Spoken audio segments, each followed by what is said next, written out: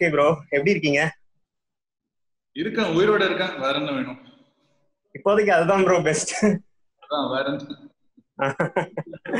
Okay okay, so welcome. Thank you so much time தந்ததுக்கு. Pleasure is mine, man. Thank you so much. Okay. So let's start with this question. ஆக்சுவலா உங்களோட fully filmi போறதுக்கு முன்னாடி ஜென்ரலா ஒரு question எனக்கு இன்ட்ரெஸ்டிங்கா ஃபீல் ஆகுது கேட்குறேன். உங்களோட இது பார்த்துட்டு இருந்தேன், பிளாக் பார்த்துட்டு இருந்தேன், ஐம் மெட்ராஸ் பார்த்துட்டு இருந்தேன், அந்த பேஜ் பார்த்துட்டு இருந்தேன். ஸோ எனக்கு என்ன ஃபீல் ஆச்சுன்னா, உங்களோட கிரியேட்டிவ் ப்ராடக்ட்ஸ் எல்லாத்துலயுமே வந்து மெட்ராஸ் ஒரு இம்பார்ட்டன்ட் ஒரு பார்ட்டா இருக்கிறது வந்து ஃபீல் ஆகுது. ஸோ நீங்க வந்து ஒரு மலையாளி, கவுஹாத்தில இருந்திருக்கீங்க, டெல்லியில இருந்திருக்கீங்க, பூனேல ஒர்க் பண்ணியிருந்திருக்கீங்க.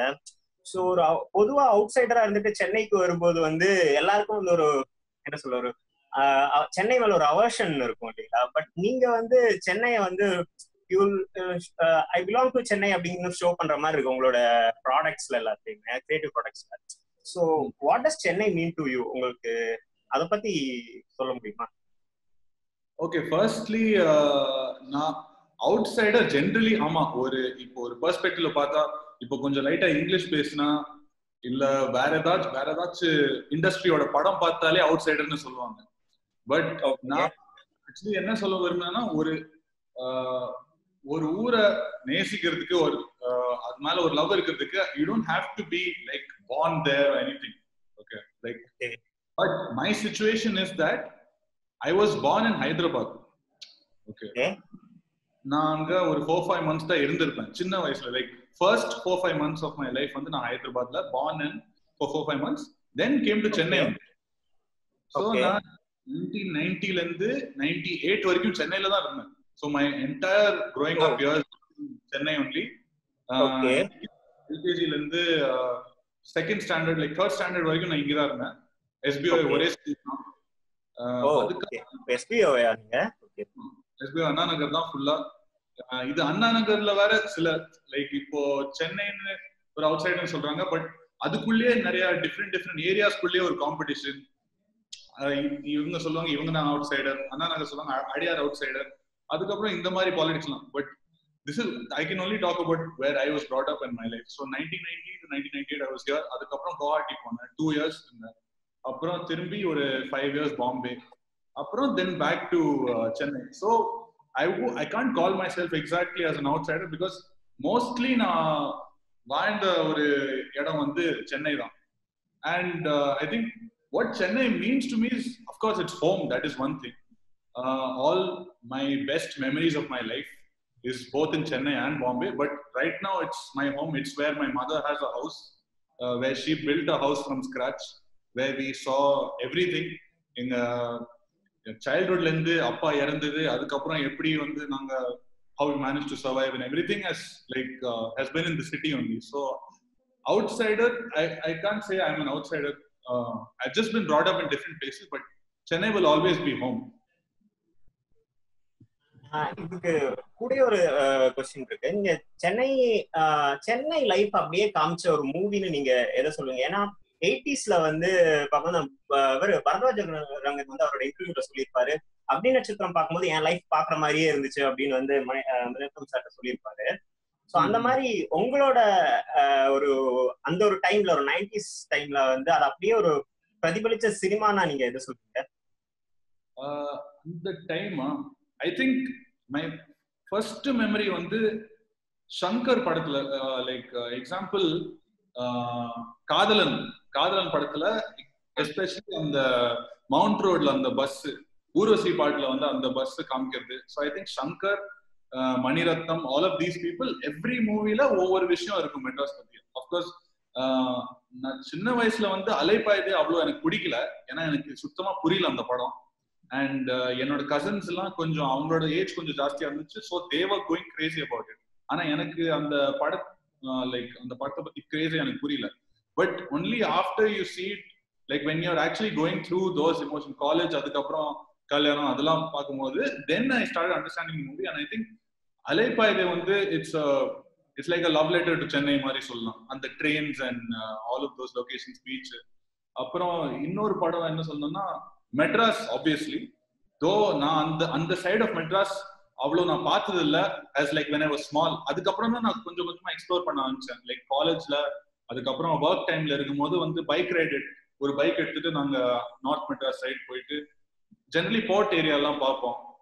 ஸோ நிறைய செஷன்ஸ் எல்லாம் போட்டுட்டு அதுக்கப்புறம் அந்த சைடு போயிட்டு அங்கெல்லாம் என்ன நடக்குது நான் அவ்வளோ டீட்டெயிலா போக முடியாது, என்னெல்லாம் பண்ணிட்டு போவாங்க. பட் ஜெனரலி அது ஒரு தனியாக ஒரு feel. So I think Madras, any Mani Ratnam movie especially Alaipayuthey, Aayutha Ezhuthu to an extent, அது கூட சொல்லலாம். Yeah I think these are pretty much. இன்னும் கொஞ்சம் ஞாபகம் வந்தா இன்னும் சொல்றேன். ஆக்சுவலா நீங்க மெட்ராஸ் சொல்லுவீங்கன்னு எதிர்பார்க்கல. மெட்ராஸ் முன்னாடி இந்த கொஸ்டின் ப்ரிப்பேர் பண்ணிருந்தேன், அப்புறமா அது வேணான்னு வச்சிருந்த கொஸ்டின் நீங்க மெட்ராஸ் சொன்னனால கேக்குறேன். ரானக் இல்லைன்னா ஃபில்மி வந்து எப்பவுமே ஒரு என்ன சொல்ல ஒரு பாஷ் சென்னையை மட்டும் தான் ரெப்ரசென்ட் பண்ணுது அப்படிங்கிற மாதிரி, பாஷ் சென்னைன்னு சொல்ல ஒரு பாஷ் பீப்புள் மட்டும் தான் ரெப்ரசென்ட் பண்ணுதுங்கிற மாதிரி ஒரு இமேஜ் வெளியே இருக்குது இல்லைங்களா? பட் அது அதை பத்தி நீங்க அது நீங்க ஃபீல் பண்ணிருக்கீங்களா? அப்படி வெளியே ப்ரொஜெக்ட் ஆகுதுங்கிறத ஃபீல் பண்ணிருக்கீங்களா? Sometimes to an extent project ஆகுறது. நான் இப்போ வந்து நான் வேணும்னு இப்போ என்ன எப்படி ஒரு எக்ஸாம்பிள் தருது, லைக் சில மூவிஸ்ல எல்லாம் ஃபார்மர்ஸ் பத்தி பேசுவாங்க. ஓகே, அது வந்து ஒரு ஸ்டோரிக்கு சம்பந்தம் இருக்கா இல்லையா அது ஒரு கேள்வி. ஓகே, ஃபார்மர்ஸ கரெக்டா காமிக்கிற ஒரு படம் வந்து இனிமே தான் ஐ திங்க் வரப்போகுது. மேபி மணிகண்டனோட கடைசி விவசாயி, மேபி அந்த மாதிரி படம் தான் மேபி செட் ஆகும். But lot of these filmmakers and lot of films have represented farmers and few sections of the society just for the sake of it. ஏன்னா சரி இந்த ஃபார்மர் டேக் போட்டுடலாம், அதனால வந்து மேபி இந்த செக்ஷன் ஆஃப் ஆடியன்ஸ்க்கு பிடிக்கும். ஆனா அதுக்கும் அந்த ஸ்டோரிக்கும் கொஞ்சம் கூட சம்மந்தமே இருக்காது, ஜஸ்ட் ஒரு வேணும்னு யூஸ் பண்ற மாதிரி ஒரு இது இருக்கும். ஸோ நான் என்ன சொல்ல விரும்புறேன்னா, like in my own life நான் வாழ்ந்த சரௌண்டிங்ஸ் அது பத்தி தான் நான் பேச முடியும், like in my personal account or anything like that. As a brand, when you talk about it, எங்களோட ப்ராடக்ட்ஸ் எல்லாம் பாத்தீங்கன்னா it covers basically every section, every kind of interest area. உங்களுக்கு பிக் பாஸ் பிடிக்குதோ, இல்ல உங்களுக்கு மணிரத்னம் பிடிக்குதோ, இல்ல உங்களுக்கு வடிவேல் பிடிக்குதோ, இல்ல செந்தில் கவுண்டமணி என்ன பிடிக்குதோ, எல்லா கைண்ட் ஆஃப் ப்ராடக்ட்ஸும் இருக்கும். அண்ட் சப்போஸ் இல்லைன்னா, சப்போஸ் யாராச்சும் ஏதாச்சும் சஜஷன் கொடுத்தாங்கன்னா, அதுனா of course we work with the design team and we keep adding new products related to the how do you say, related to that interest area or something like that. So it is always like a work in progress. And இன்னொரு விஷயம் வந்து இங்கிலீஷ்ல பேசினாலே ஒரு bash இது வருது. ஆனா அது நான் அவ்வளோ தடுக்க முடியாது, ஏன்னா நேச்சுரலா வரதுதான் பேச முடியும். இப்போ இங்கிலீஷ் மேல ஒரு பெரிய ஹேட்ரட் இருக்கு, ஆனா அதே பேர் வந்து யூடியூப் யூஸ் பண்றாங்க, கம்ப்யூட்டர் யூஸ் பண்றாங்க. யூடியூப்ல அடிக்கிற கமெண்டே இங்கிலீஷ்ல தான் இருக்கும், ஆனா அதுல வந்து தமிழ்ல பேசுறா டேஷ் அந்த மாதிரி ஏதோ ஒண்ணு வரும், ஆனா எல்லாமே English. But all these things அது ஒண்ணும் பண்ண முடியாது, people will be talking only. So பாஷா அது ஃபீல் ஆச்சுன்னா my effort will be to எப்படி இன்னும் கொஞ்சம் ரிலேட் பண்ண வைக்கலாம். But it's always a work in progress தான். And over that நான் வந்து என்னோட நான் இந்த செக்ஷன் அதெல்லாம் நான் சொல்ல விரும்பல. அண்ட் இது சொல்லாமலே பேஸ் பண்ணி நிறைய பேர் வந்து இந்த மாதிரி ஒரு குற்றச்சாட்டு இருக்கு, இவங்க எல்லாம் பிராமின்ஸ் அந்த மாதிரி கூட ஒரு டிஸ்கஷன்லாம் இருக்கு. But I don't want to entertain that, because firstly நான் பிராமன் இல்ல, and secondly that is not even relevant. Like caste is not a needed discussion itself. அது அந்த டிஸ்கஷன் உள்ள போவே தேவையில்ல. So people will always be talking, but my effort will always be trying to relate to as many as people as possible. அது ஒரு ஓவர்நைட்டா நடக்காது. பாத்துட்டு இருக்கவங்களுக்கு வேணா நான் ஒரு விஷயம் ஆட் பண்ண விரும்புறேன். ராணக் வந்து ரொம்ப பாஷ் அப்படின்னு நினைச்சிட்டு இருக்கவங்க வந்து அந்த ஹவுஸ் ஆஃப் எ ஃப்ளையிங் மேங்கோல வந்து அவரோட last day, college last day பத்தின ஒரு பிளாக் இருக்குது இல்லையா, அதுல ஒரு லிஸ்ட் இருக்கும், அதை படிச்சீங்கன்னாலே தெரியும் நார்மல் நம்மள மாதிரி இருக்கிற ஒரு லைஃப் ஸ்டைல் தான் அப்படிங்கறது. அது கரெக்ட்டுங்களா? எனக்கு இந்த பிளாக்லாம் மறந்துருச்சு. சோ ஃபர்ஸ்ட்லி அமேசிங் ரிசர்ச், இவ்வளவு ரிசர்ச்லாம் யாராவது பண்ணாங்கன்னு யோசிச்சு பார்க்கல. பட் யா எல்லாரும் போய் படிங்க. சப்போஸ் யாராச்சும் பார்த்துட்டு இருக்கீங்கன்னா ப்ளீஸ் அந்த பிளாக் போய் படிங்க. Look at the other stuff. And the thing is இல்ல என்னன்னா, இப்போ ட்விட்டர்லயே நிறைய வாட்டி சப்போஸ் ஏதாச்சும் நான் ஃபாரின் படம் பத்தி பேசுறேன், எக்ஸாம்பிள் நான் இந்த படம் பார்த்துட்டு அது பத்தி இருக்கிற ஒரு கருத்து அது போடுவேன். At the same time I will be talking about something, jeans பார்த்துட்டு எனக்கு பிடிச்ச லைக் மே மாதம் பாக்குற பத்தி போடுவேன். ஆர் யுவன் சாங்ஸ் கேட்டுட்டு இருக்கிறது, ஒரு அந்த Selvaraghavan movies are different kinds of every kind of genre வந்து பார்த்துட்டு அதை பத்தி ஒப்பீனியன்ஸ் போடுதான். But people always want to be attached to something that they want to find fault in. So அவங்களுக்கு ஒரு ஏதாச்சும் ஒரு விஷயம் பிடிச்சிருச்சுன்னா பாக்கி எல்லாம் அவங்களுக்கு தெரியாது.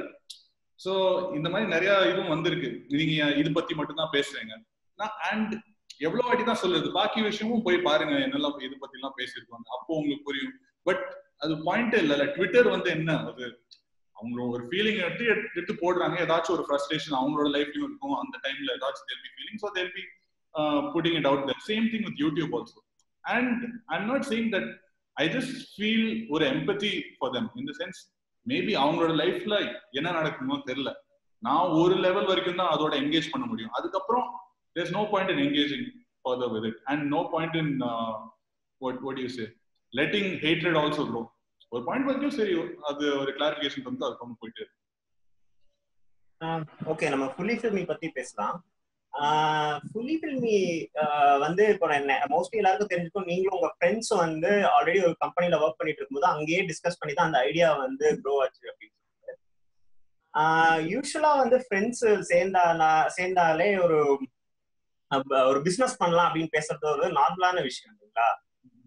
ஸோ எந்த டைம்ல ஃபுல்லி ஃபில்மி வந்து ஜஸ்ட் ஒரு ஃப்ரெண்ட்ஸ்குள்ள இருக்கிற ஒரு சாட் அப்படிங்கறத தாண்டி நிஜமாலுமே நம்ம பிசினஸ்குள்ள மூவ் பண்ண போறோம் அப்படிங்கிற அந்த ஒரு டிரான்சிஷன் எப்படி நடந்துச்சு அப்படின்னு?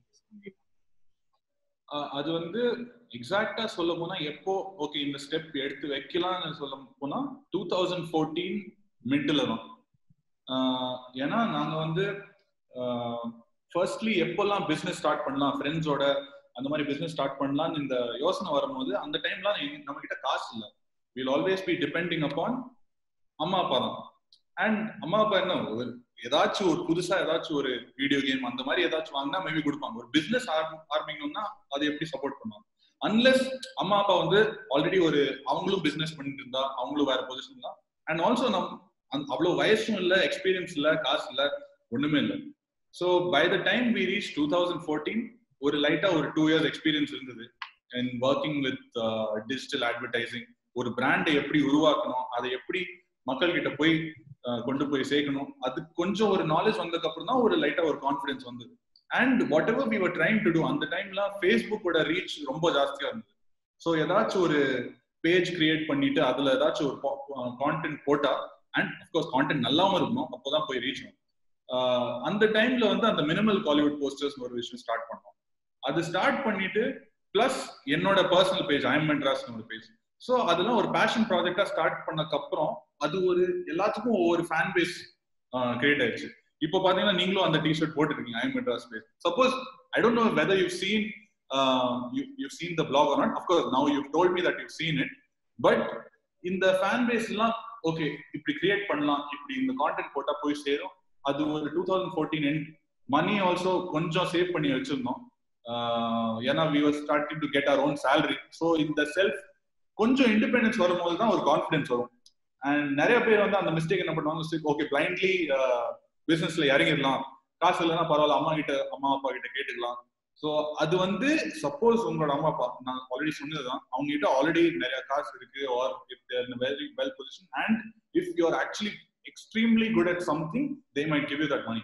Otherwise we are all unsure of what we are until we actually start working, getting our own money. அந்த காசு சம்பாதிச்சாதான் ஒவ்வொரு காசோட அருமை புரியும். ஒரு டீ குடிக்கும் போதும் அந்த ஒரு இது வரும், ஓ இன்னைக்கு வந்து 12 ரூபா கொடுத்துட்டோம். அப்போதான் அந்த காசோட வேல்யூ புரிஞ்சாதான் பிசினஸ் இன்னும் கொஞ்சம் பெட்டரா அண்டர்ஸ்டாண்ட் பண்ண முடியும். அப்பதான் ஸ்டார்ட்.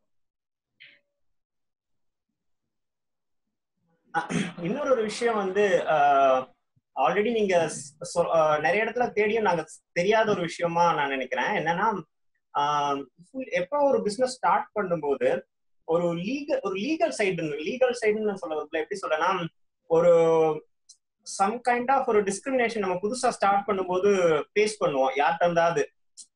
ஸோ அதுதான் எனக்கு தெரிஞ்ச நிறைய பிசினஸ் ஆஸ்பிரன்ஸ் வந்து ஸ்டார்டிங்ல ஒரு பெரிய ஒரு ரெசிஸ்ட் பண்ண வேண்டிய ஒரு பெரிய ப்ராப்ளமா இருக்கு. ஸோ நீங்க அதை எப்படி ஃபேஸ் பண்ணீங்க? அது அந்த மாதிரி ஃபேஸ் பண்ணீங்களா? பண்ணா அது எந்த மாதிரி இருந்துச்சு? ஓகே, 100% ஃபேஸ் பண்ணோம். லைக் இந்த சென்ஸ் நிறைய பேருக்கு ஐடியாவே புரியல என்ன பண்ணிட்டு. லைக் மூவி மர்ச்சன்டைஸ்னா ஃபர்ஸ்ட்லி மர்ச்சன்டைஸ்னா என்னன்னு புரியல. ஸோ ஸ்டார்டிங்ல அந்த ஐடியா ஃபார்ம் பண்ணிட்டு ஒவ்வொரு ப்ரொடக்ஷன் ஹவுஸ்க்கும் போவோம். லைக் இந்த மாதிரி ஒரு கான்செப்ட் நாங்கள் வச்சிருக்கோம், உங்களோட மூவிக்கு மேபி மூவி மர்ச்சன்டைஸ்னு ஒரு விஷயம் பண்ணா ஒரு எக்ஸ்ட்ரா ப்ரமோஷன் மாதிரி இருக்கும், அந்த மாதிரிலாம் சொல்லி கன்வின்ஸ் பண்ண ட்ரை பண்ணோம். அந்த டைம் என்ன நிறைய பேர் சொன்னாங்கன்னா, எங்களுக்கு எதுக்கு ப்ரொமோஷன்லாம், ஹீரோ இருக்காரு, ஹீரோ பாக்குறதுக்கு தானே எல்லாரும் வராங்க, இதெல்லாம் எக்ஸ்ட்ரா எதுக்கு ப்ரொமோஷன். நான் சொன்னேன் இல்ல, இது நீங்க இன்வெஸ்டே பண்ண தேவையில்ல, ஒரு எக்ஸ்ட்ரா ப்ரொமோஷன் தான். ஸோ அது ஃப்ரீன்னு சொல்லும் போது சில பேர் வந்து ஓகே யோசிச்சு பார்க்கலாம், ஸோ இதுக்கு வந்து ஒரு காஸ்டும் ஆகாதுன்னு அந்த மாதிரி சொல்லும் போது they will think about it.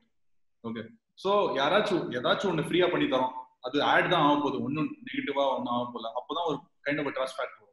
அது பேஸ் பண்ணி தான் நாங்கள் பில்ட் பண்ணோம். So from the starting it self we didn't have ஒரு how do you say dependency on the industry in the sense ஏதாச்சும் நம்ம வேலை பண்ணோம்னா அது வந்து யாரும் நமக்கு அந்த சர்வீஸ்க்கு பே பண்ண தேவையில்லை. நம்ம வந்து we are going to help the movie make an extra promotion, அது வச்சு we will get our own cut and it will be done with all the rights.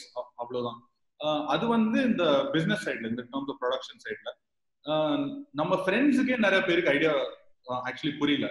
But when we showed them that this has already worked in other places, example ஹாலிவுட்ல இவ்வளோ டெக்கேட்ஸா movie மர்ச்சன்டைஸ்னு ஒரு விஷயம் பண்ணிட்டு இருக்காங்க.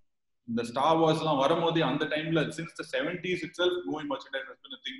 And இந்தியாலயும் ஒரு பாயிண்ட்க்கு அப்புறம் அது ஸ்டார்ட் ஆயிடுச்சு.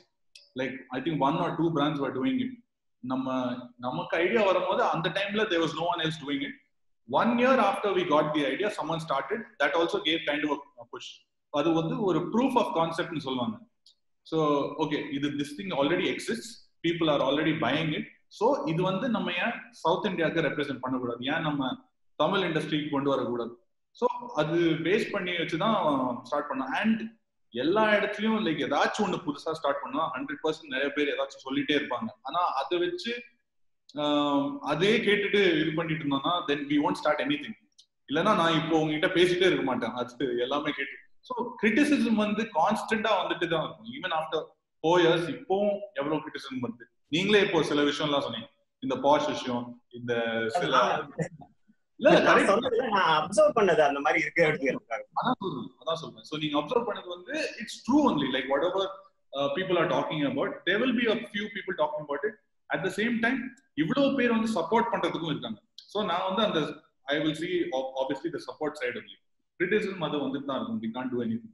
சோ இந்த சூல்கவுன்லயும் அந்த டயலாக் இருக்கும்ல, எக்ஸாக்டா என்னல இதுக்கு ஒரு குருட்டுத்தனமான ஒரு முட்டாள்தனம் வேணும், இல்ல முட்டாள்தனம் அந்த மாதிரி தான் வரும். That's the same thing. Like ஒரு 80% வந்து இன்ஸ்டிங்க்ட் தான், 20% தான் ஒரு ஆக்சுவல் மேட்டர். ஒரு மேக்ஸிமம் வந்து ஒரு ரிஸ்க் எடுக்கிறது தான், அப்புறம் பார்த்துக்கலாம் என்ன பண்ணுது. So we were at a point where there was nothing to lose in the sense இதுக்கு கீழே போனா கூட we knew we can go back, apply for a job and 100% யாராச்சும் இருப்பாங்க வேலை கொடுக்கறதுக்கு, because we were good at what we were doing. ஒரு point அப்புறம் ஸ்டார்டிங்ல நமக்கு ஒன்றும் தெரியாது, பட் ஒரு 1.5-2 வருஷம் ஒர்க் பண்ணதுக்கு அப்புறம் ஒரு லைட்டா ஒரு கான்ஃபிடன்ஸ் வந்து, சோ அது பேஸ் பண்ணி தான் ஸ்டார்ட். ஆக்சுவலா உங்களோட டீம் ஐ மீன் ஃபிலிமியோட அந்த ரோல்ஸ் பார்க்கும்போது வந்து ஒரு வீடியோ ப்ரொடக்ஷன் டீம், அப்படி வீடியோ எக்ஸிக்யூட்டிவ்ஸ் இருந்தாங்க, அதுக்கப்புறம் நீங்க கிராஃபிக் டிசைனர்ஸ் இருந்தாங்க, அப்புறம் இன்வென்டரி அந்த மாதிரி இருந்தாங்க.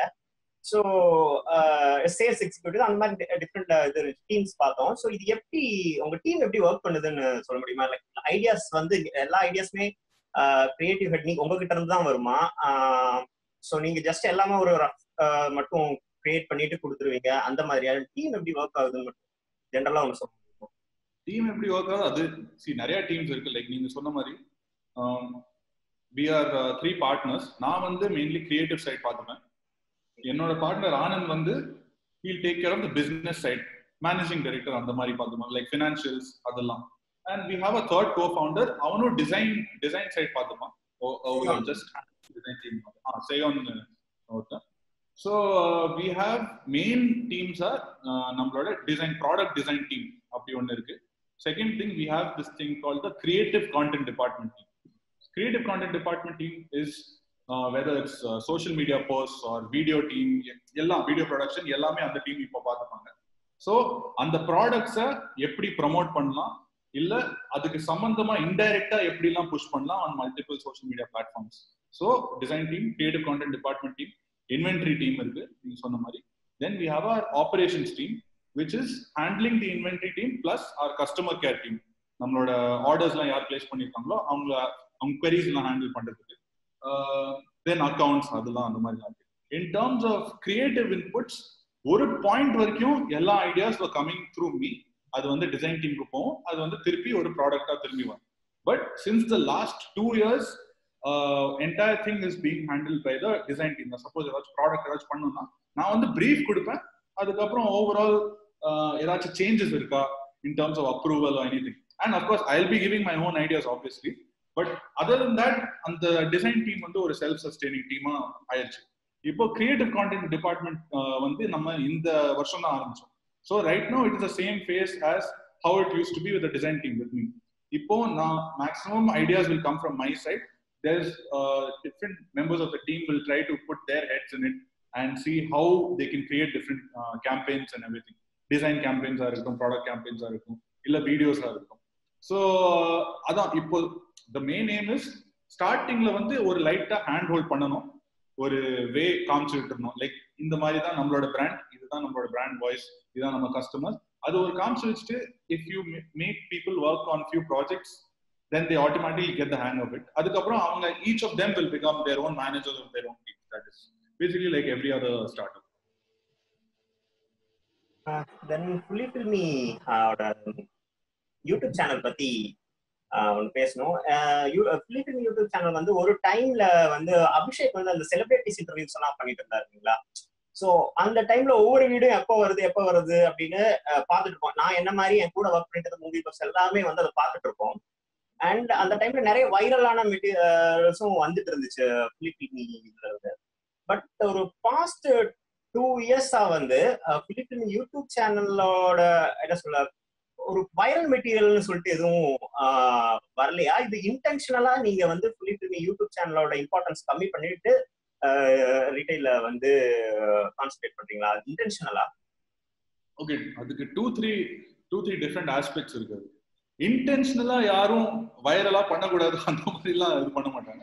But one aspect is 2018 February அதுக்கப்புறம் தான் actually our most viral videos வந்து வந்திருக்கு. ஓகே, அந்த 2018 வந்து was our highest point after we changed the name to Fully. Okay, so அதுக்கப்புறம் தான் நம்ம இந்த DSCSK அப்புறம் அந்த மாதிரி வீடியோஸ்லாம் பண்ணோம், which is hitting about 2 million, 3 million, 4 million அந்த மாதிரி hits. Interviews also have always been doing well. அது எப்பவுமே அதுக்கு டிமாண்ட் இருக்கும். why it feels like அதோட இம்பார்ட்டன்ஸ் கொஞ்சம் கம்மியா இருக்குன்னு அது இன் அ வே நீங்க சொல்றது கரெக்ட் தான். ஆக்சுவலி ஒரு பாயிண்ட்டுக்கு அப்புறம் நம்ம எதுக்கு யூடியூப் சேனல் ஸ்டார்ட் பண்ணோம்னா டு அட்வர்டைஸ் த ப்ராடக்ட்ஸ் தான். ஓகே, ஸோ இப்போ நீங்க ஃபர்ஸ்ட் வீடியோஸும் அபிஷேக்கோட வீடியோஸும் பார்த்துருந்தா we'll do a celebrity interview. எண்ட்ல வந்து நம்மளோட ப்ராடக்ட்ஸும் பொசிஷன் பண்ணுவோம், ஒவ்வொரு செலிபிரிட்டிக்கும் அந்த கிஃப்டா கொடுக்குற மாதிரி. அது வச்சுதான் ஸ்டார்ட் ஆச்சு. So when that started growing, YouTube channel வந்து அதுவும் தனியா க்ரோ ஆரம்பிச்சு in terms of views. Like அதுக்கு ஒரு தனியான ஃபேன் பேஸ் வந்து இட் ஸ்டார்டட் ஜெனரேட்டிங். பட் அது வந்து ஒரு பாயிண்ட் வரைக்கும் தான் ஒர்க் ஆகும். Because what is make we have to ask our questions at some point, is this making money or not? Okay, so Fully Filmy merchandise வந்து it has been on a upward graph, அப்படியே மேல போயிட்டு. YouTube channel வந்து அது வந்து flashes தான் in terms of money being pumped in. There are a lot of reasons why அது maybe money generate பண்ணல, maybe brands ஓட reluctance இருக்கலாம், and so அதுக்கு நிறைய ஒரு complications இருக்கு. But basically யூடியூப் சேனலுக்கு it is not a revenue generating medium. நிறைய பேர் சொல்லுவாங்க, இப்போ நீங்க யூடியூப்ல வியூஸ்ல இருந்து ₹1 எடுத்தாலே உங்களுக்கு இவ்வளவு காசு வந்துடும், அப்படிலாம் ஒண்ணுமே இல்லை. ஆட் ரெவென்யூ வந்து ஒரு அளவுக்கு தான் வரும். இப்போ வந்து அது சில்லற காசு மாதிரி, it's absolutely nothing right now. So any money that has to be come in for YouTube has to be done through brands and everything. And because of certain complications that exist, தமிழ்நாடுல அவ்வளோ என்ன சொல்றது brands enter ஆக மாட்டேங்காங்க. ஏன்னு தெரியல. அவ்வளோ investment வர மாட்டேங்குது. எக்ஸாக்ட்டா கேட்க வந்த கொஸ்டின் நீங்க சொல்லிட்டீங்க, தமிழ்நாட்டுல ஆக மாட்டேங்குதுன்னு. ஏன்னா நீங்க மட்டும் இது சொல்லல. இப்போ கோபி சுதாகர் வந்து தெரியலீங்களா, பரிதாபங்கள், அவங்க கொஞ்ச நாள் கூட ரொம்ப ஹிட்டா இருந்தாங்க. பட் அவங்க பேசும்போது இதே தான் சொல்றாங்க, ரெவென்யூ ஜெனரேட் ஆக மாட்டேது யூடியூப்ல இருந்து அப்படின்னு சொல்லிட்டு. பேரலா இங்க கேரளாவில பாத்தீங்கன்னா இப்போ கரிக்குன்னு சொல்லிட்டு ஒரு யூடியூப் சேனல் வந்து வித்தின் 1 இயர் வந்து அவங்க வந்து ரொம்ப பெருசா பண்ணிட்டு இருக்காங்க. அவங்க வந்து ஒரு பெரிய ஒரு கம்பெனி மாதிரி க்ரோ ஆயிட்டு இருக்காங்க. சோ தமிழ்நாட்டுல அது ஏன் ஆக மாட்டேங்குது? அது ஏன் நம்மளால பண்ண, ஐ மீன் ஆட் ரெவென்யூ இல்லைன்னா கூட ஒரு ப்ராடக்ட் பிளேஸ்மெண்ட் மூலமா பண்ணலாம் இல்லைங்களா, பிராண்டிங் மூலமா பண்ணலாம், இன்ஃபுளுசர்ஸ் அந்த மாதிரி பண்ணலாம். பட் அது ஏன் இங்க தமிழ்நாட்டுல நடக்க மாட்டேங்குதுன்னு நினைக்கிறீங்க? அதுவும் நிறைய ரீசன்ஸ் இருக்கு. சில விஷயம் வந்து like one reason is that சில பேர் வந்து யூடியூப்ல கொஞ்சம் க்ரோ ஆயிட்டு then they look for film industry. அந்த பாத் யூடியூப் ஒரு ஸ்டெப்பிங் ஸ்டோன், அதுக்கப்புறம் ஃபில்ம் இண்டஸ்ட்ரி போயிடுவாங்க. அது ஆட்டோமேட்டிக்லி அதுக்கப்புறம் அவங்களோட சேனல் வந்து அவங்க they won't be paying attention. அவங்க மோஸ்ட்லி ஃபில்ம்ல தான் கான்சென்ட்ரேட் பண்ணுவாங்க. அது தப்புன்னு சொல்ல முடியாது, அது அவங்களோட complete their own this thing. But from a brand perspective they look for I think ஒரு லாங் சஸ்டெய்னிங் பர்சனாலிட்டி. இப்போ நார்த்ல பாத்தீங்கன்னா நிறைய பேர் யார் யூடியூப் ஜாயின் பண்ணாங்களோ அவங்க வந்து யூடியூப்லயும் இருக்காங்க, மல்டிபிள் பிளாட்ஃபார்ம்ஸ்லயும் இருக்காங்க. பட் யூடியூபை அவங்க எப்போ விட்டே கொடுக்கல. ஸோ அது வச்சே அவங்க மல்டிபிள் பிராண்ட் டீல்ஸ் கன்சிஸ்டன்டா கான்டென்ட் போட்டுட்டே இருந்தாதான் யூடியூப்ல வந்து க்ரோ ஆக முடியும். ஓகே, அது நாங்களும் ஃபேஸ் பண்ணியிருக்கோம். இன்கன்சிஸ்டன்சினால நிறைய ப்ராப்ளம் வந்து நாங்கள் ஃபேஸ் பண்ணியிருக்கோம். That is something that we are going to be working on after this. But generally YouTube and the consistency level, and even in terms of language, இப்போ most brands இருக்கிறது வந்து இந்த north Indian brands சொல்ல முடியாது. Most brands in India are based out of the Bombay or Delhi. So அவங்களுக்கு influencer use பண்ணணும்னா அவங்க ஒரு இன்ஃப்ளூயன்சர்ஸ் அக்ரிகேட்டர்ஸ்னே இருக்காங்க. ஓகே, ஆக்சுவலி நீங்க அக்ரிகேட்டர்ஸ் பத்தி பேசிட்டு இருந்தீங்க, பிராண்டிங் அக்ரிகேட்டர்ஸ் பத்தி. நார்த்ல இருக்க பிராண்டிங் அக்ரிகேட்டர்ஸ். ஓகே, சோ அதான் நார்த்ல என்னன்னா இப்போ பிராண்ட்ஸ் எப்பவுமே பிராண்ட்ஸ் வந்து டைரக்டா அப்ரோச் பண்ண மாட்டாங்க. பிராண்ட்ஸ்க்கு மோஸ்ட் ஆஃப் த டைம் ஒரு ஏஜென்சி இருக்கும், ஒரு டிஜிட்டல் ஏஜென்சி அந்த மாதிரி இருக்கும். ஸோ பிராண்ட் ஏதாச்சும் ஒரு கேம்பெயின் ஏதாச்சும் பண்றாங்கன்னா அது வந்து ஸ்ப்ரெட் பண்றதுக்கு நடுவில் ஒரு ஏஜென்சி இருப்பாங்க. Agency will have its own distribution networks. One of the distribution networks is influencers. So influencers அங்க எப்படின்னா யூடியூப், இன்ஸ்டாகிராம், டிக்டாக் எல்லா இடத்துலயும் இருக்காங்க. And the thing is a lot of them are there. யாராச்சும் ஒருத்தங்களோட போக தேவையில்ல. And there are different consistent YouTubers over time. So ஒரு agency என்ன பண்ணுவாங்கன்னா ஓகே இந்த இன்ஃப்ளூயன்சர் அக்ரிகேட்டருக்கு இந்த கொடுத்துடலாம். ஸோ அவங்க வந்து எல்லா யாரெல்லாம் இன்ஃப்ளூயன்சர்ஸ் இருக்காங்களோ எல்லாருக்கும் அந்த ப்ரீஃப் கொடுத்துருவாங்க. அவங்க சைட்ல இருந்து ஏதாச்சும் ஒரு விஷயம் போட்டுருவாங்க. So in the end it looks like to the brand நிறைய விஷயம் நடந்திருக்கு, நம்மளோட கேம்பெயின் நிறைய இடத்துல போய் சேரு. இங்க வந்து அவ்வளோ கிரியேட்டர்ஸ் இன்னும் உருவாகல. That is one thing. இருந்தாலும் நிறைய கிரியேட்டர்ஸ் வந்தா கூட ஒரு கன்சிஸ்டன்சி இருக்க மாட்டேங்குது. ஐ திங்க் ஈஸியா there is a drop off rate because positive example நான் ஒன்னு சொல்லணும்னா யார் நிஜமா நிறைய கன்சிஸ்டன்டா இருந்திருக்காங்கன்னா மேபி இட் இஸ் பிரசாந்த் சொல்லலாம். லைக் ஸ்டார்டிங் வந்து ஒரு மேபி ஒரு 5-6 இயர்ஸ் இருக்காரா, maybe even more than that. அவர் வந்து யூடியூப்ல வந்து from zero is created to whatever he is today, கன்சிஸ்டன்டா எவ்ரி வீக் வந்து இவ்வளவு வீடியோஸ் போடுறது இதெல்லாம் பண்ணுது. அண்ட் ஒரு கரெக்டான ஒரு ஸ்ட்ரீமை வந்து அவர் பிடிச்சிட்டாரு. So for him there are brands over here who are working with him. அந்த மாதிரி மேபி நம்மளோட ப்ளூ சட்டை மாறன் கூட இருக்கலாம், அவர்கிட்ட கூட சில பிராண்ட்ஸ் எல்லாம் இருக்கும். ஸோ இவங்களோட கருத்து வந்து சரியோ தவறோ, if I agree with them or disagree with them, அது வந்து வேற விஷயம். ஆனா இன் டர்ம்ஸ் ஆஃப் கன்சிஸ்டன்சி வந்து அவங்க ஜீரோல இருந்து இப்படி வளர்ந்துருக்காங்க. ஈவன் இஃப் மேபி ஒரு படத்துல சான்ஸ் கிடைக்குதோ இல்ல இண்டஸ்ட்ரியோட ஒர்க் பண்ண சான்ஸ் கிடைக்குதோ, அவங்க இதை விட்டு போல. ஓகே, ஸோ அது விட்டு போனாலும் it's not like a really bad thing. But whoever's been here, maybe a lot of people have given up soon. That is one thing. Consistent illa and avlo creators innum varala. And idu vandu ella edathilum nadakalam, but it is a wrong notion that there can be only one person in one platform. Oruthan da indha or platform e rule pannonu appadi or rule illa. That actually works against it. So or brand ku enna venuna or region la concentrate pannanga ivlo perukku poi seranum. அது வந்து ஒரு creator கிட்ட கொடுத்தா அவங்களோட audience கிட்ட தான் போய் சேரும். Their main aim is to spread it as much as possible. So every platform grows only when there are more creators. இன்னும் creators வந்து ஒர்க் பண்ணாதான் அந்த பிளாட்ஃபார்மும் க்ரோ ஆகும், அந்த பிராண்ட்ஸோட இன்வெஸ்ட்மெண்ட்டும் வரும். So brands invest in an ecosystem, not on a single person. ஒரு ஈகோ சிஸ்டம் வந்தாதான் இருக்கு. ஸோ சப்போஸ் நம்ம இந்த ஸ்டாண்ட் அப் காமெடியோட சீன் எடுத்துக்கலாம். இந்த பாம்பேல எவ்வளோ நிறைய பேர் ஸ்டாண்ட் அப் காமெடியன்ஸ்லாம் இருக்காங்க. அவங்களுக்குள்ள ஒரு யூனிட்டியும் இருக்கும். லைக் அவங்க ஒரு ஃப்ரெண்ட்ஷிப்ஸ், அஃப்கோர்ஸ் பாலிடிக்ஸும் இருக்கும், அது வந்து வேற விஷயம், அது நம்ம போக தேவையில்ல. பட் ஒரு நல்ல ஒரு ஃப்ரெண்ட்ஷிப்பும் இருக்கும், ஒரு கொலாபரேஷன் இருக்கும். நிறைய பேர் they work with each other. அவங்களோட இவங்களோட வீடியோஸ்ல இவங்க ஃபீச்சர் ஆகுது, அவங்களோட வீடியோஸ் அவங்க ஃபீச்சர் ஆகுது. இங்க வந்து கிரியேட்டர்ஸ் அவ்வளோ இல்லை, இருந்தாலும் அவ்வளோ யூனிட்டி, அவ்வளோ கொலாபரேஷன், அந்த விஷயம் வந்து அவ்வளோ நடக்கலன்னு நினைக்கிறேன். So I think that will take some time. So more people have to come on every platform, TikTok, YouTube, Instagram, whatever news coming. இன்னும் பேர் வந்து நிறைய பேர் வந்து கிரியேட் பண்ணோம், இன்னும் கொலாபரேஷன் பண்ணோம். அப்போதான் ஓகே இங்க ஏதாச்சும் ஒண்ணு நடக்குது, இங்க வந்து இன்வெஸ்ட் பண்ணலாம், பிராண்ட்ஸ் வந்து இன்வெஸ்ட் பண்ணலாம். அவங்க ஃபுல்லா சரியா அதுவும் நான் சொல்ல மாட்டேன். Like if they are pure அந்த மாதிரிலாம் சொல்ல மாட்டேன். அவங்களுக்கும் மேபி ஒரு அவுட்லுக் இருக்கலாம். சவுத் தமிழ்நாடு இன்வெஸ்ட் பண்றது அவ்வளவு மேபி நம்மளுக்கு ரிட்டர்னா இருக்காது. ஏன்னா அவங்க போடுற ஆட்ஸ் எல்லாமே ஹிந்தி, இங்கிலீஷ் அந்த மாதிரி கேம்பெயின் தான் இருக்கும்.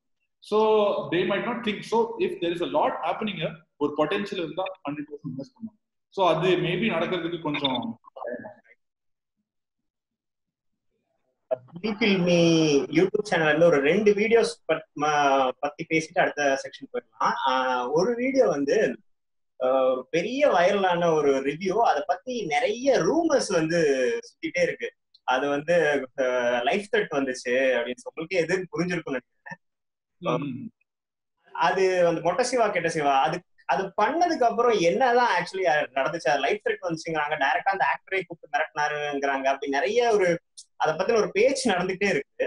சோ நீங்களே கரெக்டா சொன்னீங்கன்னா என்னதான் நடந்துச்சு அதுக்கப்புறம்? என்னதான் எக்ஸாக்ட்லி என்ன நடந்துச்சுன்னு ஆக்சுவலி எனக்கும் தெரியல. ஓகே, என்ன கால்ஸ் எல்லாம் வந்ததோ அது வந்து அபிஷேக் அவங்களதான் வந்தது. அண்ட் ஆக்டருக்கும் எதுக்கும் ஒரு சம்பந்தம் இல்லை. But I think someone from production team or directorial team, ஏதோ ஒரு அசிஸ்டன்ட் தான் கால் பண்ணி ஏதோ பேசியிருக்காங்க. அது அவ்வளோ பெருசா ஒன்றும் நடக்கல, அவ்வளோ ரூமர்ஸ் ஸ்ப்ரெட் பண்ற அளவுக்குலாம் அவ்வளோ பெரிய விஷயம்லாம் இல்லை. அந்த டைம்ல அது பார்த்துட்டு ஆப்வியஸ்லி ஒரு ஸ்லைட்டா ஒரு ஸ்டார்டிங்ல ஒரு கோவம் வரும். அதனால மேபி கால் பண்ணி சொன்னாங்க. அதனால ஒரு பாயிண்ட்க்கு அப்புறம் நாங்க ரிவ்யூஸ் பண்றதே அதனால நிறுத்திட்டோம். இன் டர்ம்ஸ் ஆஃப் பயத்தினால எக்ஸாக்ட்லி இல்லை, பட் ஒரு ரிவ்யூ சப்போஸ் பண்றோம்னா அது வந்து ஆனஸ்டா பண்ணணும். ஓகே, ஆனஸ்டா பண்ணணும்னா அதுக்கு கெட்ட வார்த்தை திட்டணும் அப்படின்னு சொல்ல வரல, அது ஒரு ப்ராப்பர் கிரிட்டிசிசம் கொடுக்கணும். மொட்டை சிவா கிட்ட சிவா ரிவ்யூ வந்து ரொம்ப ஆனஸ்ட் கிரிட்டிசிசமா இல்ல அது ஒரு கலாய்க்கிறதா, அது நான் I won't get into that. But it is also a conflict of interest for as.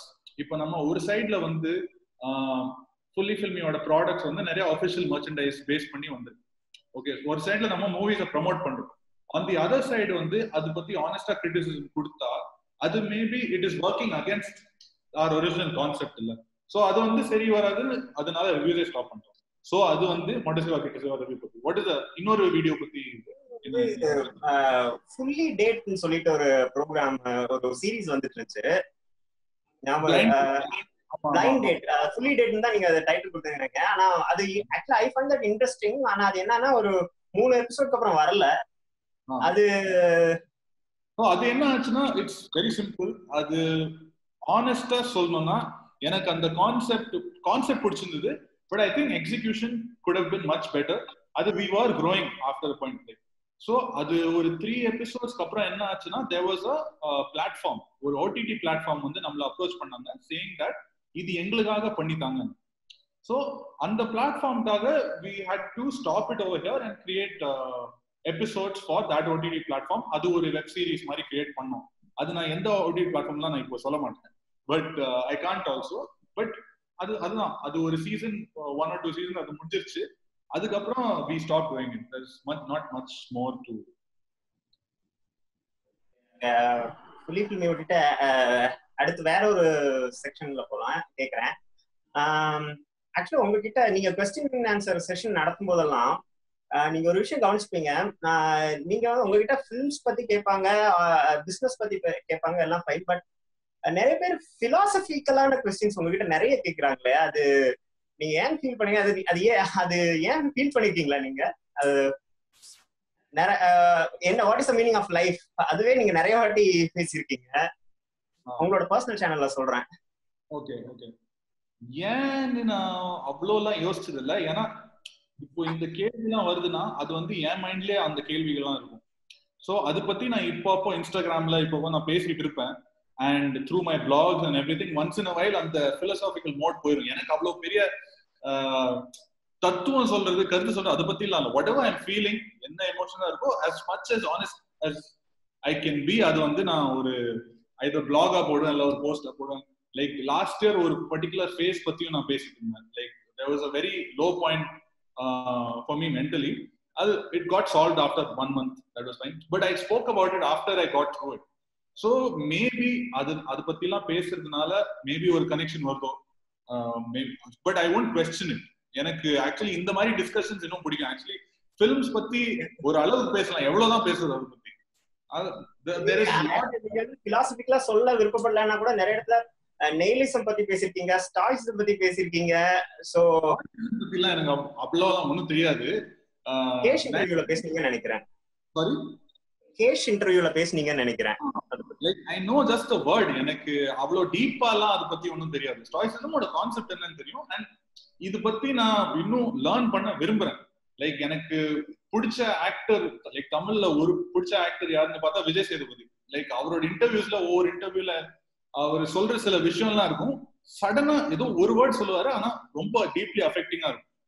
So and he himself says that அவரே சொல்லியிருக்காரு நிறைய இன்டர்வியூல, எனக்கு பிலோசாபி பத்தி எல்லாம் ரொம்ப பிடிக்கும். ஸோ அது ஒரு sense of wanting to learn more about it. It does not mean that I have knowledge about it. எனக்கு அந்த ஃபீல்டுல வந்து இன்னும் கத்துக்கணும்னு ஆசை. அண்ட் அதான் ஃபிலிம்ஸ் பத்தி ஒரு அளவுக்கு தான் பேச முடியும். Like there is lot more to talk about in life, like to question a lot of things in life and just discuss, not like we are going to get ஒரு சொல்யூஷன்லாம் கிடைக்க போறது இல்லை. ஆனா அதை பத்தி பேசுறது லைக் ஃப்ரெண்ட்ஸோட நான் மேக்ஸிமம் இது பத்தி தான் பேசுவேன். ஒரு பாயிண்ட்க்கு அப்புறம் ஃபிலிம்ஸ், சரி சிம்பு என்ன பண்ணிட்டு இருக்காரு அதை பத்தி தான் பேசுவோம். ஆனா அது ஒரு பாயிண்ட்க்கு அப்புறம் ஒரு சரி லைஃப் என்ன எப்படி போயிட்டு இருக்கு, இதோட ரீசன் என்ன, ரொம்ப டீப்பா அந்த சயின்டிபிக் மீனிங்ஸ்லாம் இல்லாம நம்ம லைஃப்ல என்ன போயிட்டு இருக்கு, அதுக்கு என்ன meaning, that's all. Just trying to discuss about it.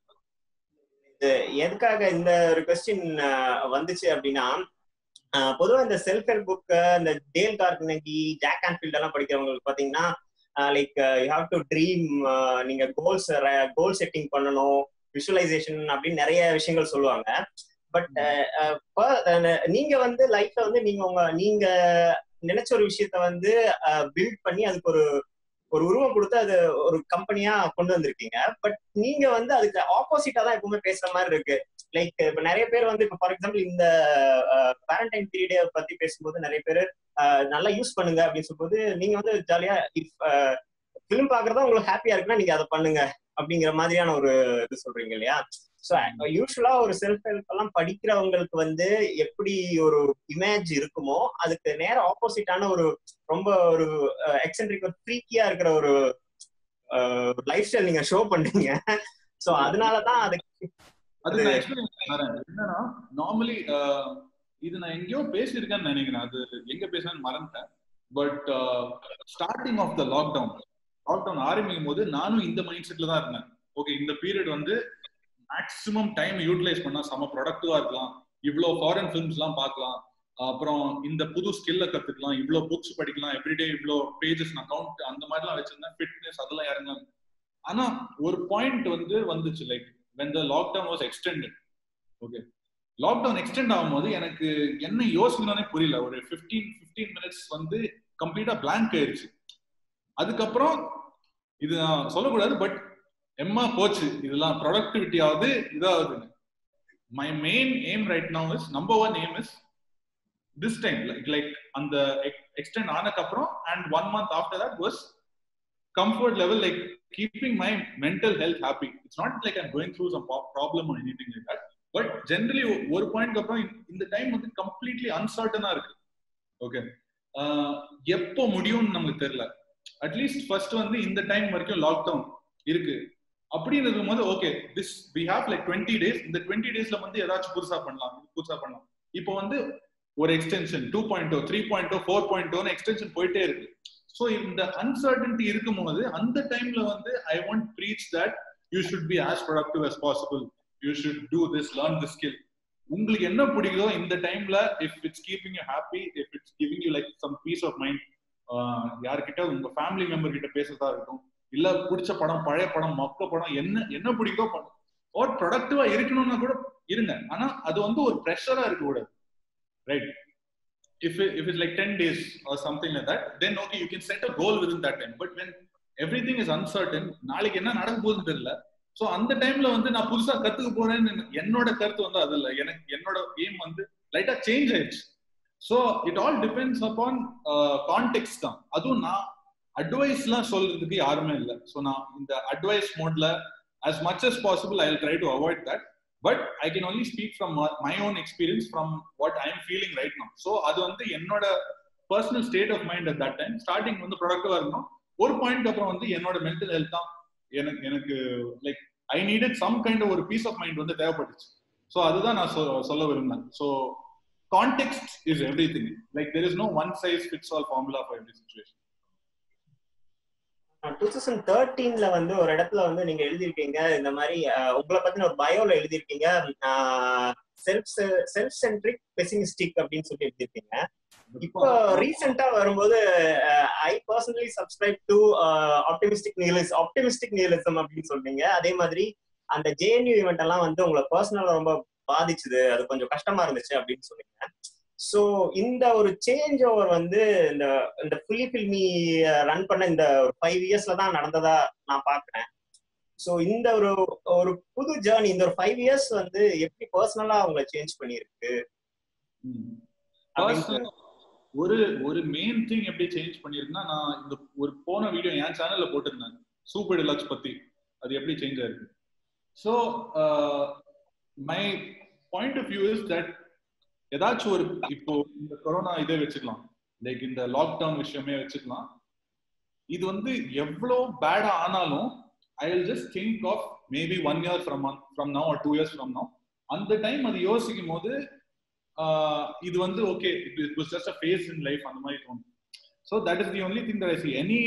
ஏதாச்சும் ஒரு ப்ராப்ளம் வந்துருச்சுன்னா, இது பிசினஸா இருக்கட்டும் இல்ல பர்சனலா இருக்கட்டும், இப்போ வந்து லைட்டா அந்த 5 இயர்ஸ்ல இதான் main change. Like I look at maybe or 10 or 20 days or maybe 10 or 20 weeks or 1 or 2 years from now and think that okay, அந்த டைம்ல வந்து we will be at a better place. அது பத்தி யோசிக்கலாம். இப்போ வந்து ஓகே, இதுல இருந்து எப்படி வெளில வந்தா அது எப்படி அந்த பாயிண்ட்க்கு எப்படி போலாம் தான், அந்த லேர்னிங் தான் that like from 2013 to right now that I see. And this thing someone has said about this. Yeah, there is one author, okay, இப்போ யூடியூப்ல அவரோட வீடியோஸ் நிறைய வரும். சைமன் சினெக்னு ஒரு மோட்டிவேஷன் ஸ்பீக்கர் இருப்பார். Okay, he's an author and motivation speaker. அவரோட video முடிஞ்ச போய் சைமன் சினெக்.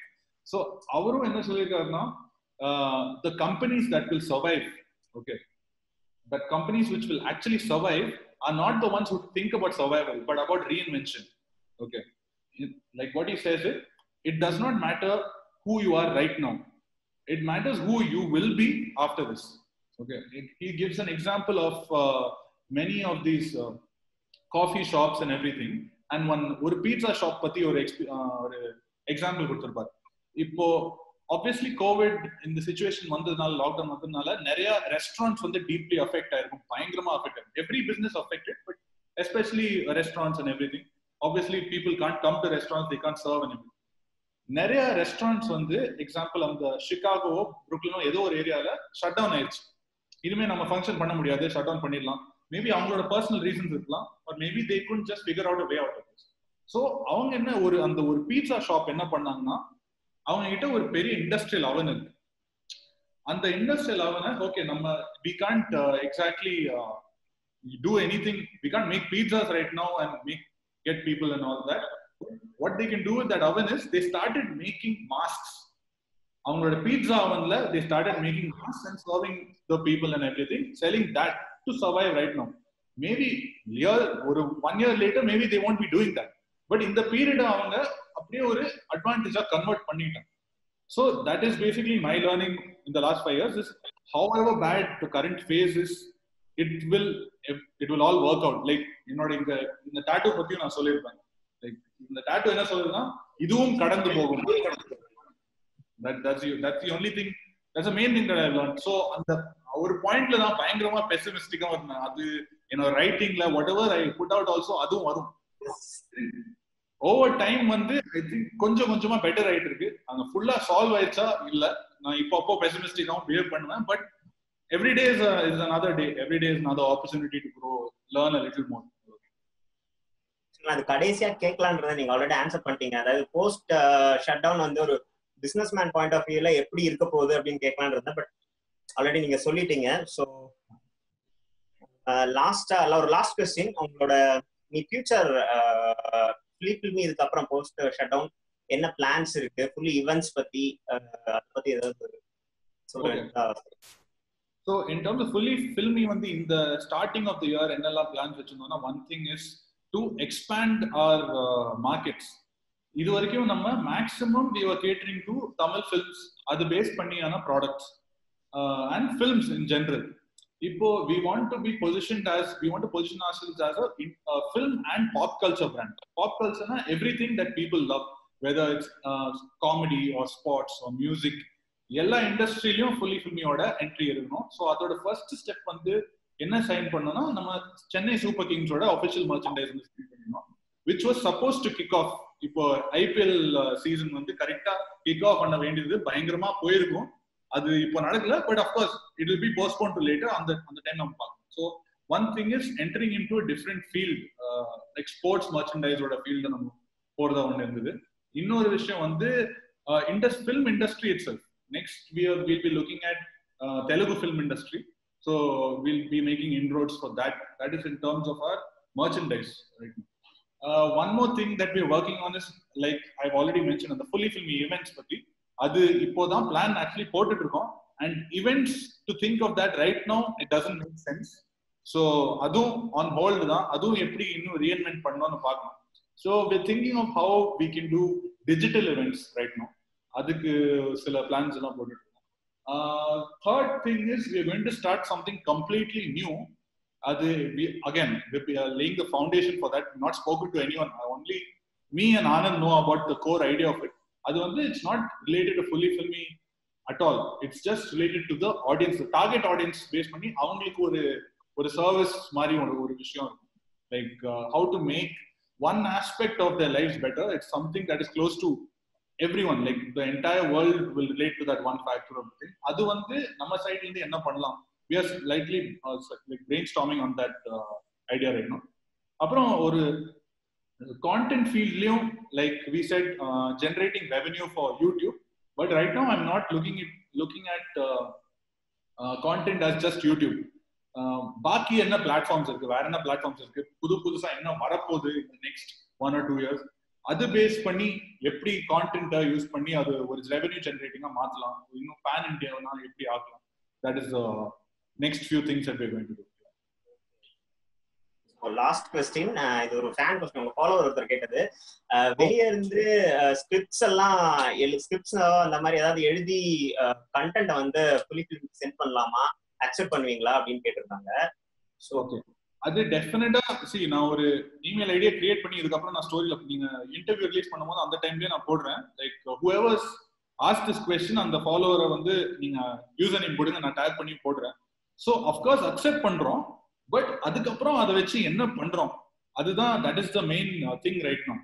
ஸோ இஃப் அது ஒரு ஃபில்மா இருக்கலாம், இல்ல அது ஒரு ஃபீச்சர் ஃபில்மா இருக்கலாம், வாட் எவர் இட் இஸ், அதுக்கு நெக்ஸ்ட் ஸ்டெப் என்னன்னா, அதுக்கு suppose the content first has to be good. அது கான்டென்ட் நல்லா இருந்துச்சுன்னா அது இன்னும் எப்படி ட்வீக் பண்ணிட்டு அது எப்படி ஒரு ப்ராஜெக்டா மாத்தலாம், அதுக்கு ஃபினான்ஸ் கொண்டு வரணும். So that then we will be taking on the role of a production house, which is also one of our plans in the maybe or 3-5 years from now, maybe. Okay, but it all depends on the situation. பேசியிருந்தோம் இல்லையா, production house start பண்றத பத்தி 2 years of Filmy பேசியிருந்தோம் இல்லைங்களா? ஆமா, அது பேசினோம். So of course இப்போ பார்த்தா it's not a good time to start a production house. இப்போ definitely, so everything has to be on the future based பண்ணி தான் எல்லாமே இருக்கு. So production house அதுவும் ஒரு பிளான் இருக்கு. அது வந்து எப்படி கரெக்டா நம்ம பீப்புளை எப்படி கொண்டு வந்து சேர்க்கணும் in terms of building like a proper team. Suppose ஒரு ரைட்டர் சப்போஸ் ஸ்கிரிப்ட கொண்டு வந்து அதுக்கான யார் கரெக்டான டைரக்டர், யார் கரெக்டான all the other technical crews, இப்போதான் நம்ம friends and all that we started with, அவங்க எல்லாரும் film industryல ஏதாச்சும் ஒரு ரோல்ல இருக்காங்க. One of my friends Harish Kannan ஒருத்தர் இருக்கான், அவன் வந்து இப்போ விக்ரம் படத்துக்கு இஸ் த சினிமாட்டோகிராஃபர், கோப்ரா படத்துக்கு அவர் தான் சினிமாட்டோகிராஃபர். ஸோ இந்த மாதிரி நிறைய ஒரு 4-5 ஃப்ரெண்ட்ஸ் இருக்காங்க who are just starting their first film and everything. So by the time we get to 2 or 3 years அவங்களுக்கும் ஒரு பயங்கரமா எக்ஸ்பீரியன்ஸ் வந்துடும். ஒரு பக்கா டீம் இருக்கும் of every kind of a professional, art direction, cinematographer, editing, everything. So அதெல்லாம் ஒரு கரெக்டான ஒரு டைம் வரும்போது we'll take our next step into being a production. அவ்வளவுதான் ரோனக், க்ளோஸ் பண்ணிக்கலாம். தேங்க்யூ சோ மச், உங்க டைம் தந்ததுக்கு ரொம்ப ரொம்ப ரொம்ப நன்றி. Completely my pleasure.